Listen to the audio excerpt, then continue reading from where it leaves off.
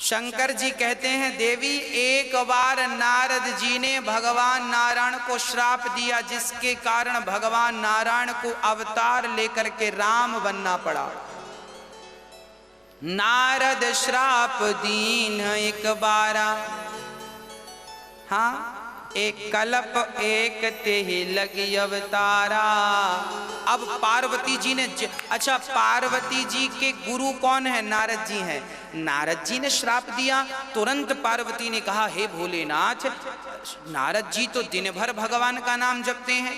पार्वती जी ने कहा हे भोलेनाथ, मेरे गुरु जी ने कोई गलती नहीं की होगी, जरूर भगवान नारायण की कोई गलती होगी। अब देखिए पार्वती जी अपने गुरु से इतना प्रेम करती हैं नारद जी से कि नारद जी की गलती थी, फिर भी पार्वती ने नारद जी की गलती को स्वीकार नहीं किया। वो कह रही हैं का अपराध रमापति कीन्हा।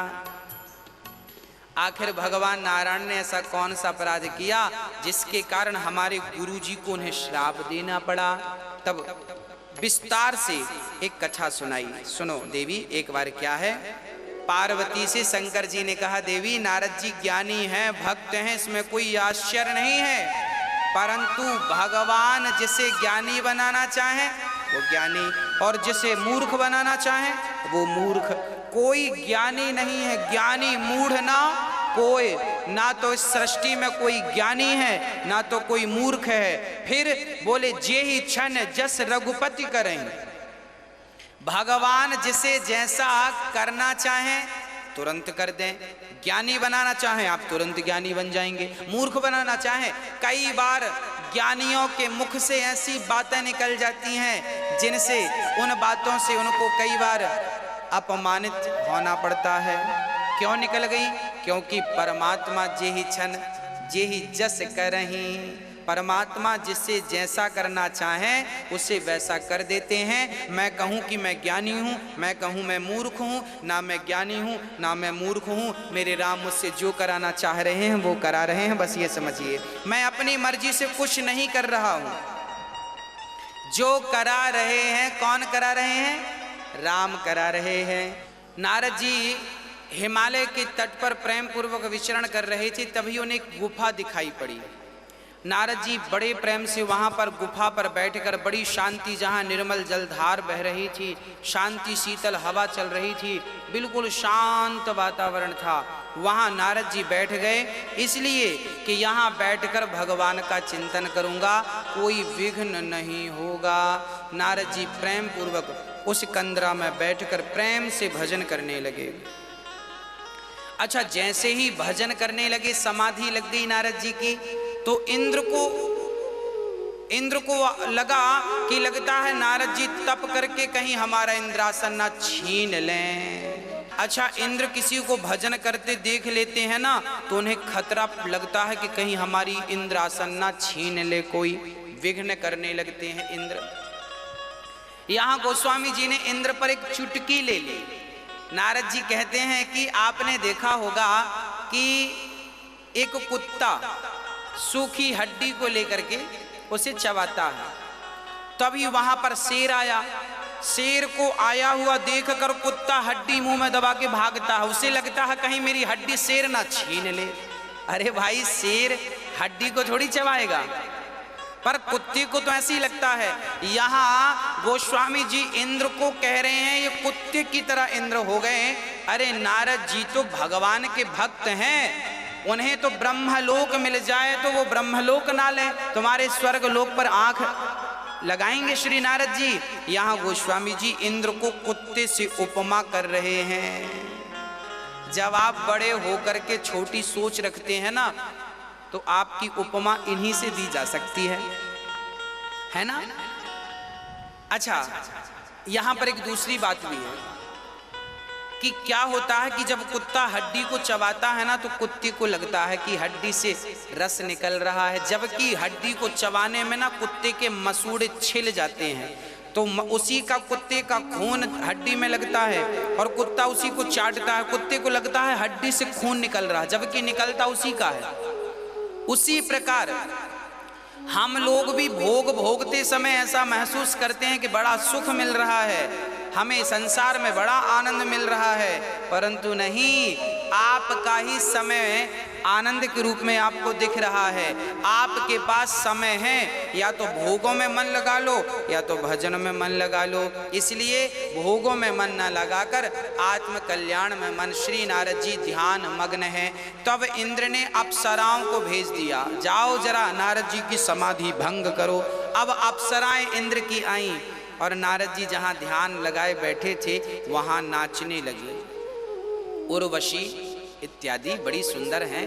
उर्वशी, रंभा, ये सब आईं और नारद जी के आसपास नाचने लगीं। कहीं नारद जी के पास बैठ कर के नारद जी को अपनी ओर आकर्षित, पर नारद जी की ध्यान समाधि इतनी पक्की थी कि अप्सराएं प्रणाम करके चली गईं कि बाबा जी का सत्य डिगा पाना इतना सरल नहीं है।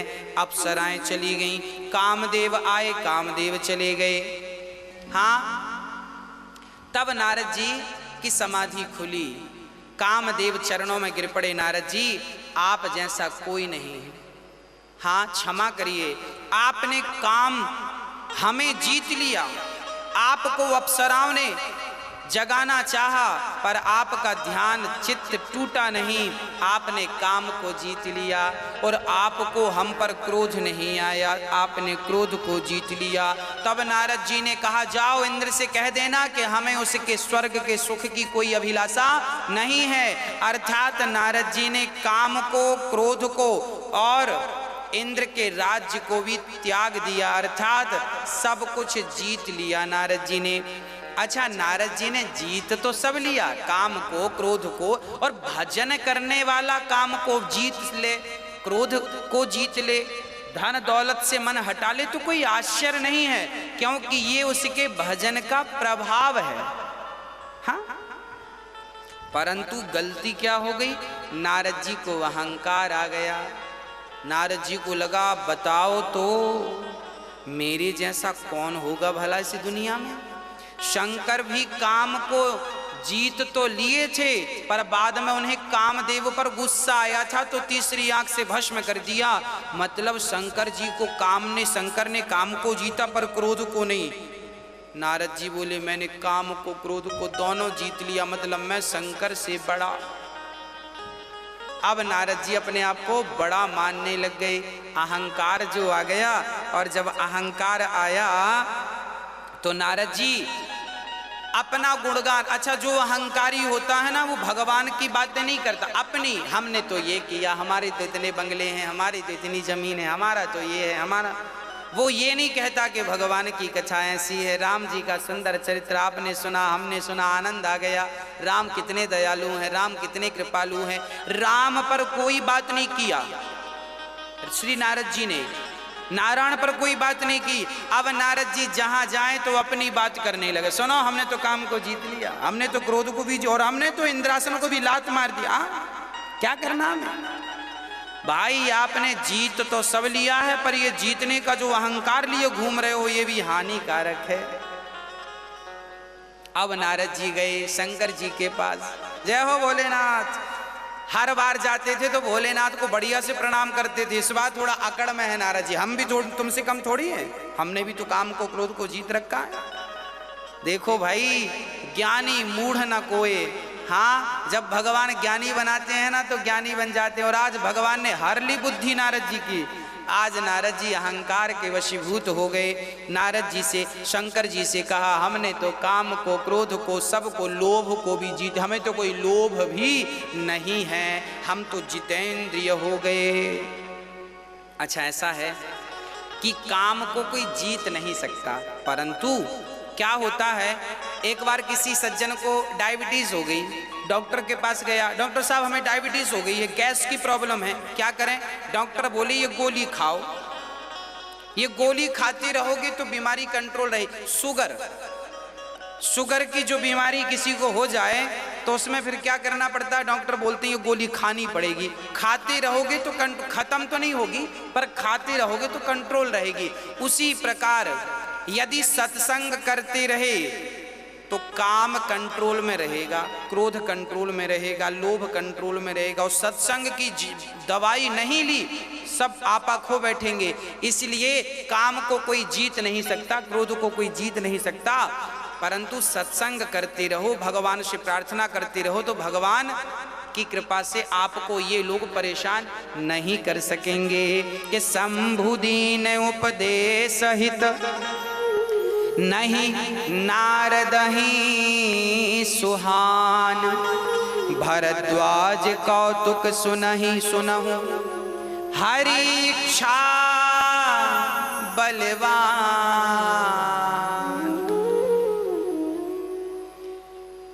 हाँ, नारद जी को शंकर जी ने समझाया, नारद जी आपने हमसे कहा ठीक है, काम को जीता, क्रोध को जीता, लोभ को। शंकर जी ने कहा हमसे कह दिया ठीक है, पर ये बात नारायण से मत कह देना, नहीं आफत हो जाएगी। अब नारद जी ने मन में सोचा कि देखो तो हमने तो जीत लिया है, तो ये चाहते नहीं है कि हमें सब जाने। अब नारद जी तो शंकर जी को छोटा मानने लगे, अपने को श्रेष्ठ मानने लग गए। शंकर जी ने कहा था कि ये जो अपनी तुम कथा सुना रहे हो ना, काम कथा, ये नारायण को मत सुनाना। पर नारद जी सुना दिए एक बार, करतल पर बीना गावत हरि गुणगान प्रवीणा। क्षीर सिंधु गवने मुनि नाथा, जहाँ बस श्री निवास श्रुति माथा। एक बार नारद जी, अच्छा नारद जी को क्या लगा, अब तो हम बड़े हो गए हैं, काम क्रोध को जीत लिया, अब तो भगवान खुद हमें बुलाएंगे, हमें जाने की क्या जरूरत है, अब तो हम बड़े हो गए हैं। अब देखो घमंड क्या क्या कराता है, बहुत ध्यान से सुनना, आखिरी में इसका निष्कर्ष निकलेगा। नारद जी बोले अब हम तो बड़े हो गए हैं, परंतु फिर भी कोई जब नहीं आया पूछताछ, तो नारद जी एक बार भगवान नारायण के क्षीर सागर में गए। और जब गए तो भगवान नारायण तो हर बार लेटे रहते थे, आज नारद जी आए तो भगवान नारायण खड़े हो गए। भगवान भी देखते हैं कि मेरे भगत का अहंकार बढ़ रहा है, तो भगवान जरा और बढ़ाते हैं, हाँ बेटा बढ़ो। हाँ, भगवान ने और खड़े होकर मिले, और जब खड़े होकर मिले तो नारद जी समझ गए, लो भगवान तक हमारी बात पहुंच गई है कि हम भी तुमसे कम नहीं हैं। अब तो नारद जी अपने आप को नारायण मानने लग गए, मैं तो खुद नारायण हूँ। हरसि मिले उठी कृपान केता, बैठे आसन ऋषि समेता। बोले बिहसी चराचर राया, बहुत दिनन कीन तुम दाया। क्या कहा? आज भगवान नारायण ने कहा नारद जी बहुत दिनों बाद आपने दया की। देखो भगवान के पास नारद जी जब जाते थे भगवान कभी ऐसा नहीं कहते थे कि बहुत दिनों बाद तुमने दया करी, कहाँ थे। नारद जी पर भगवान आज कह रहे हैं बहुत दिनों बाद आए हो, दया करी हो, कहाँ थे। नारद जी बोले क्या कहें भगवान, मैं समाधि लगाया और वहाँ फिर कामदेव आए और इंद्र का सब हुआ, सारी बात सुनाई कि मैंने तो काम को, क्रोध को, अहंकार को, मैंने तो लोभ को सब जीत लिया हूँ। बाद में नारद जी कहने प्रभु ये सब आपकी कृपा से जीत सका हूं। पहले तो कह दिया हमने जीत लिया, बाद में बोल दिया प्रभु आपकी कृपा है। कई लोग ऐसे ही होते हैं, अंदर से तो वो ये कहते हैं हमने किया, ऊपर से दिखावटी कहते हैं सब भगवान की कृपा, आपकी कृपा से सब चल रहा है। हाँ आपकी कृपा है, सब आपकी कृपा से सब हो रहा है, और अंदर से सब हमारा है, सब हम कर रहे हैं। नारद जी का अहंकार भगवान समझ गए और भगवान ने कहा ठीक है। कामचरित नारद सब भासे। गोस्वामी जी लिख रहे हैं कि हर बार नारद जी जब आते थे मिलने तो रामचरित्र गाते थे। राम कथा के बारे में सुनते और समझते थे, आज काम कथा नारद जी ने सारी सुना डाली। हमने तो काम को जीता, यूं जीता, ऐसे किया वैसे किया। भगवान समझ गए, बहुत बढ़िया, अभी दिखाते हैं मजा। तब भगवान ने तुरंत माया से एक नगर बनाया। सुंदर से नगर में बहुत सारे लोग थे और वहां एक कन्या का विवाह होने वाला था। कन्या का नाम था विश्व मोहिनी। इतनी सुंदर थी। भगवान ने माया से एक नगर बना दिया केवल नारद जी का अहंकार तोड़ने के लिए। अच्छा, किसी ने भगवान से कहा, प्रभु नारद जी आए थे तो आप तुरंत उनके अहंकार को ठीक क्यों नहीं किए, बढ़ा क्यों दिया? अब तो नारद जी और अहंकारी हो गए। तब भगवान ने कहा, देखो जब थोड़ा सा फोड़ा होता है ना, फोड़े की शुरुआत, तो डॉक्टर गोली देके दवा देता है, पर थोड़ा जब बड़ा हो गया ना फोड़ा, तो फिर उसे गोली से दबाया नहीं जा सकता, फिर डॉक्टर उसे पकाता है। भाई पक जाए तो एक चीरा लगा देंगे, ठीक हो जाएगा।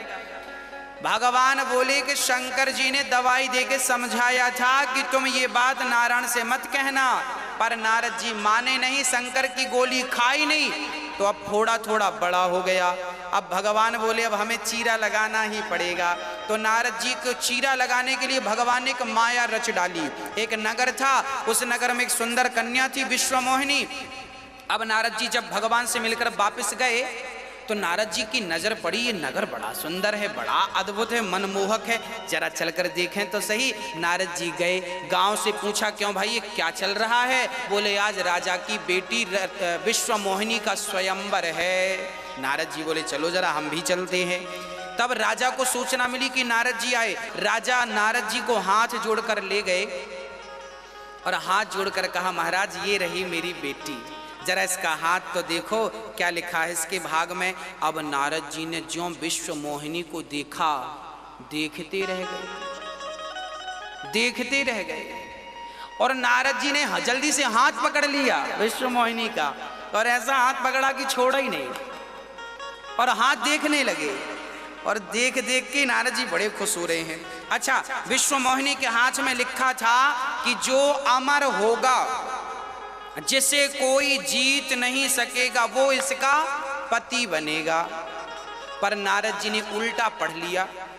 नारद जी को लगा जो इससे विवाह करेगा वो अमर हो जाएगा, वो भगवान बन जाएगा, उसे कोई जीतेगा नहीं। अब नारद जी मन में विचार करने लगी, ये हमें मिल जाए तो हम अमर हो जाएं। अब नारद जी ने हाथ पकड़ लिया, हाथ छोड़ने को तैयार नहीं। विश्वमोहिनी लगी छुड़ाने, नहीं नहीं नहीं हम नहीं छोड़ेंगे। हाथ पकड़ लिया, हाथ को देखने लगे। हाथ को कम देख रहे हैं, सूरत को। जो नारद जी अभी काम को जीत गए थे, अब वो काम के वशीभूत हो गए। नारद जी उस स्त्री से इतने आसक्त हो गए कि अब नारद जी विचार करें कि अब मैं क्या करूं, कैसे करूं कि ये मुझे पत्नी के रूप में मिल जाए। अच्छा, नारद जी सोचने लगे अब मेरा भी विवाह होगा, मेरे भी बच्चे होंगे, मेरी भी गृहस्थी होगी। हाँ, अब भगवान ऊपर से मुस्कुरा रहे, वाह अभी तो कह रहे थे काम को जीत लिया और अब बच्चों का सोचने लग गए। अच्छा ठीक है। अब नारद जी बोले 1 घंटे बाद विश्वमोहिनी का स्वयंवर था। बड़े बड़े राजा आए थे, जिसके गले पे ये माला पहनाएगी वो इसका पति बनेगा। अब नारद जी सोचे क्या करूं कि मैं इसका पति बनूं। तब नारद जी तुरंत विचार करे क्या करूं क्या करूं क्या करूं क्या करूं। तब नारद जी भगवान नारायण से कहते हैं, प्रभु बाहर निकले तो 1 घंटे में पहुंच भी नहीं सकते थे भगवान के पास, तो भगवान ही प्रकट हो। देखिए भगवान भी कम कौतुकी नहीं है, भगवान भी बहुत मजाक करते हैं। भगवान का भी जब मूड होता है ना तो भगवान भी मजाक करते हैं। आज नारद जी देखिए, हमेशा नारद जी को क्षीर सागर जाना पड़ता था, पर आज भगवान स्वयं नारद जी के सामने प्रकट हो गए। कहो नारद जी क्या है? नारद जी बोले, प्रभु एक छोटी सी जरूरत पड़ गई है, आपका सहयोग चाहता हूं। भगवान बोले, नारद जी कहो क्या हो गया? नारद जी बोले, प्रभु यहाँ एक लड़की है, पसंद आई है, आपकी आज्ञा हो तो शादी कर लो। भगवान बोले, कर लो, हमें क्या मदद करनी होगी, हम नैंग दे देंगे ढेर सारा। ना ना, नारद जी बोले, नैंग वैंग कुछ नहीं, हमारा जो रूप है ना बाबा जी वाला है, दाढ़ी बड़ी बड़ी है और हम बुढ़े से दिखने लगे हैं, जरा आप अपना सुंदर वाला रूप दे दो हमें। आप बड़े सुंदर है ना, आपने रूप देहु प्रभु मोही, हाँ, और आन भांति नहीं पावहु ओही। यदि आपका ये रूप, क्योंकि इस सृष्टि में सबसे सुंदर आप हैं, नारायण हैं, यदि आपका ये मनमोहक रूप मुझे मिल जाए। अब सोचिए कि हमने लोगों को गाड़ी मांगते तो देखा है कि साहब शादी में जा रहे हैं, जरा अपनी गाड़ी दे दो, और साहब जरा अपने जूते भी दे देना। हमने जूते मांगते, गाड़ी मांगते और सामान मांगते तो देखा है, पर रूप मांगते आज नारद जी को ही देख रहे हैं। नारद जी कह रहे हैं आप सुंदर हैं, अपना रूप हमें दे दो, शादी कर लें, फिर बाद में आप ले लेना। शादी होने पहले के ज़माने में ऐसे ही होता था। पहले लड़की कुछ और, शादी के लिए जब लड़के वाले आते थे ना, तो अच्छी लड़की दिखाई जाती थी और शादी कर दी जाती थी, ऐसे ऐसे कर दी जाती थी। पहले के ज़माने में ये बढ़िया बहुत सारा होता था। कोई और लड़की दिखाई और शादी कोई और लड़की से कर दी। हाँ, दिखाई कोई और, कर दी किसी और से। पहले के ज़माने में तो जब लड़की वाले या लड़के जब देखने आते थे ना, तो लोग पड़ोसी के सोफे वोफे भी मांग लेते थे, ताकि सामने वाले को लगे कि भाई ने घर सोफा वोफा भी है। पहले के ज़माने सब व्यवस्थाएं होती थी, लोग घर भर सजा लिया करते थे, ताकि देखने वाले को लगे भाई ठीक ठाक लोग हैं। कई लोग किराए से ले आते थे सजाने के लिए, ताकि दिखा सकें।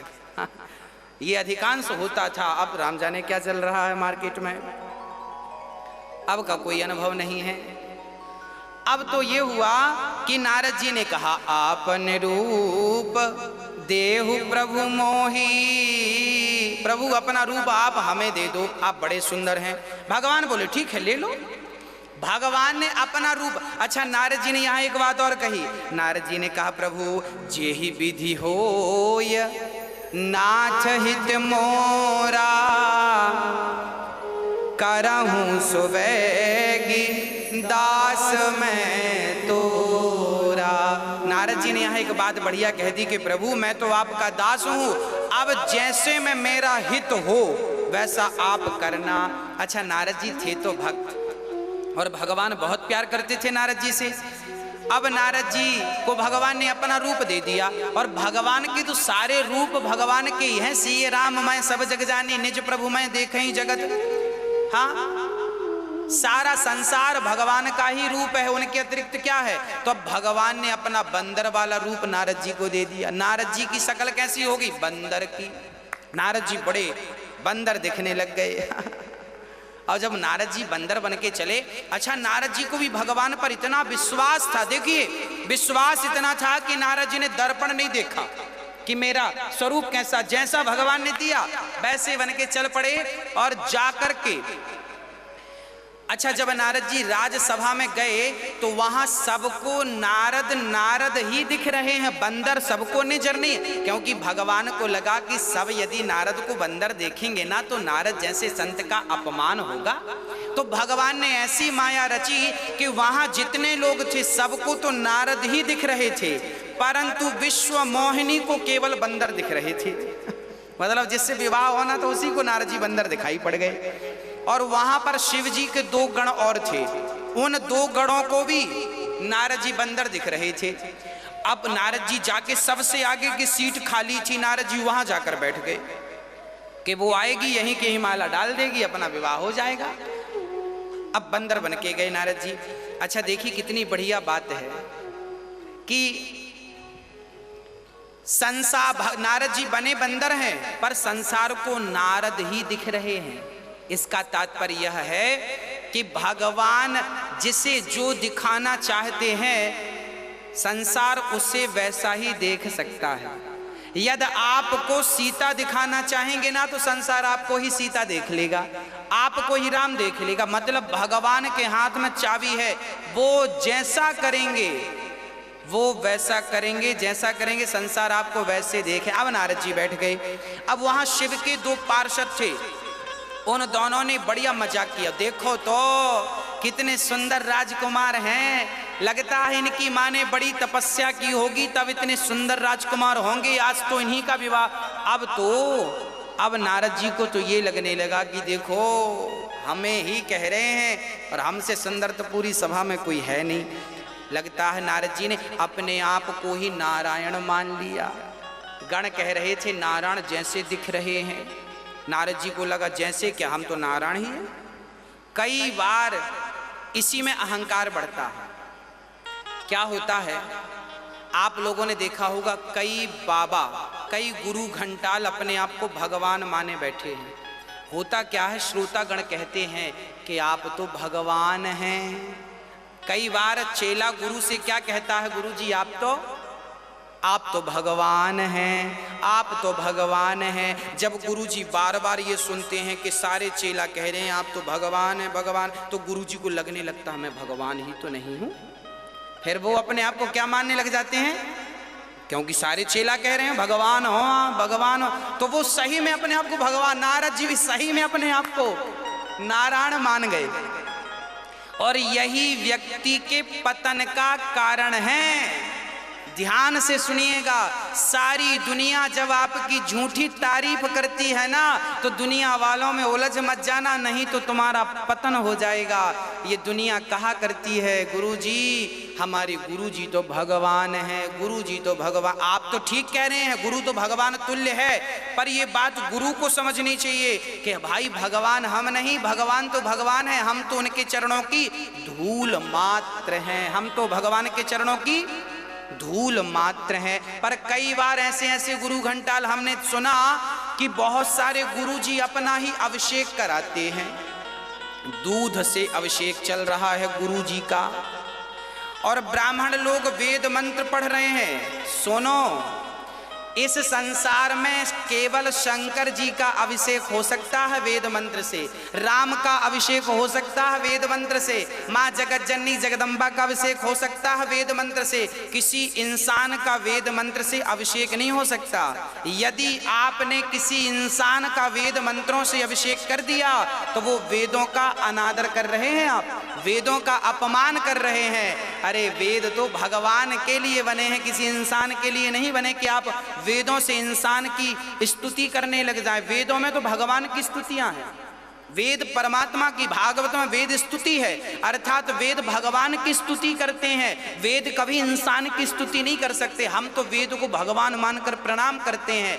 याद रखना, इंसान को पानी से नहवाओ, गुरु को कभी भी पानी से तो नहवाना, पर गुरु को कभी दूध से मत नहवाना, गुरु को कभी दही से मत नहवाना, क्योंकि दूध से, दही से, पंचामृत से केवल मेरे नारायण का अभिषेक होता है, मेरे भगवान भोलेनाथ का अभिषेक होता है। इन्हें तो दूध दही से नहवाइए, पर गुरु तो गुरु है।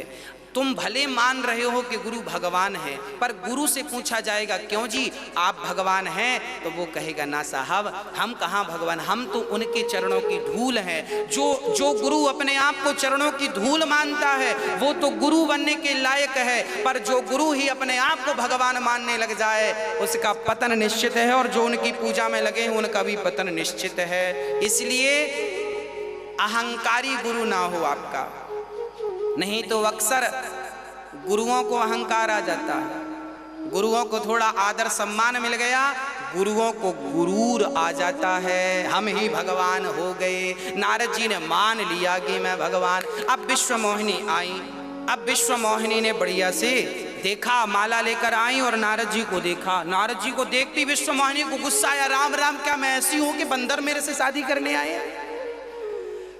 अब नारद जी को देखकर विश्व मोहिनी को बड़ा गुस्सा आया। नारद जी को देखा ही नहीं, दूसरी लाइन पर विश्व मोहिनी चल पड़ी। नारद जी को लगता देख नहीं पाई, तो नारद जी यहां से उठ के दूसरी लाइन पर जाके बैठ गए। वहां सीट वीट खाली, ए भाई जरा हटो सीट। अब विश्व मोहिनी आई, सबको देखते देखते आई। अब नारद जी को देखा, फिर बंदर बैठा, फिर विश्व मोहिनी इस लाइन पे आ गया। अब विश्व मोहिनी जब इस लाने पे आई तो फिर नारद जी को लगता है ये देख नहीं पाई, मैं इतना सुंदर हूं पर ये देख नहीं पा रही है। तो नारद जी फिर जाकर के उस तरफ बैठ गए। अब नारद जी बार बार इस तरफ उस तरफ, अंत में स्वयं नारायण आए, और नारायण के रूप में स्वयं भगवान नारायण थे। उनको गले पे माला पहनाई, माला पहनाई और बड़े प्रेम से माला पहनाकर पति के रूप में प्राप्त कर लिया। अब नारद जी को बड़ा दुख लगा, राम राम राम राम राम राम राम, हम तो शादी का मन बनाए थे पर शादी तो हुई नहीं, शादी नहीं हुई। तब वो शिव गण जो थे उन्होंने कहा, नारद जी जरा अपनी शक्ल तो देख लो। तब नारद जी ने पानी में झांक कर देखा तो बंदर की शक्ल। अब तो नारद जी इतने गुस्से में आए, इतना क्रोध, इतना क्रोध। अब नारद जी कह रहे हैं कि लो, हमें बंदर बना दिया। अब तो नारद जी इतने क्रोध, इतने क्रोध, इतने क्रोध, इतने क्रोध। नारद जी कहने लगे अब तो मैं मर जाऊंगा या तो भगवान के प्राण ले लूंगा। अब जैसे नारद जी आगे बढ़े तो भगवान फिर आ गए। विश्वमोहिनी पास में खड़ी पत्नी बनकर और भगवान नारायण आए। नारायण बोले नारद जी क्या है? अब नारद जी आगे बोले क्या है, क्या है? तुम बहुत आतताई हो गए हो, जो मन में आता है कर लेते हो। हमें बंदर बना दिया और हमने शादी का प्लान बनाया, हमसे पत्नी छीन ली। आपने 16,108 किया था, किसी ने रोका, हम एक करने गए तो वहां भी तुम, हमारी शादी आपने नहीं होने दी। और ना जाने क्या तुम बड़े कपटी हो, तुम बड़े निष्ठुर हो। भगवान को ऐसी ऐसी बातें नारद जी ने कह डाली। बड़े निष्ठुर हो, बड़े कपटी हो। हाँ, तुम दूसरों का उत्कर्ष नहीं देख सकते हो। हम शादी करने गए तो आप वहां शादी कर लिए। जाओ, मैं तुम्हें श्राप देता हूं। जैसे आज मैं नारी के वियोग में तड़प रहा हूं, कल तुम्हें भी आने वाले समय में नारी के वियोग में तड़पना पड़ेगा। और जैसे तुम मनुष्य बनकर आए और मेरी होने वाली पत्नी के संग तुमने विवाह कर लिया, विश्व मोहिनी के संग तुम्हें भी अगले जन्म में मनुष्य बनना पड़ेगा। और सुनो, जैसे तुमने मुझे बंदर बनाया, अगले जन्म में तुम्हें भी बंदरों का सहयोग लेना पड़ेगा। एक साथ नारद जी ने 3 श्राप दे दिए। भगवान ने सारे श्रापों को सिर पर रख लिया। नारद जी को प्रणाम किया, नारद जी मुझे आपके दिए हुए श्राप मंजूर हैं। तब भगवान ने वो सारी माया जो फैलाई थी, वो माया सब सारी माया समाप्त कर दी। और जैसे ही माया का पर्दा हटा, नारद जी अपने ज्ञान में आए। अरे मैं तो नारद हूं और मैंने क्या किया? मैं भगवान चरणों में गिर पड़े। हे प्रभु क्षमा करो। चरणों में पड़ गए, लिपट गए। प्रभु गलती हो गई, अपराध हो गया, आपको मैंने श्राप दे दिया, मैं अपना श्राप आपसे वापस लेता हूं। भगवान ने कहा नाना, ये तो मेरी माया थी, आपको अहंकार आ गया था, उस अहंकार का नाश तो करना ही था। अब श्राप आपने दिया है तो कोई बात नहीं। पार्वती से शंकर जी कह रहे हैं आपके गुरु ने श्राप दिया, इसलिए एक बार ब्रह्म को, नारायण को राम बन करके सृष्टि में आना पड़ा।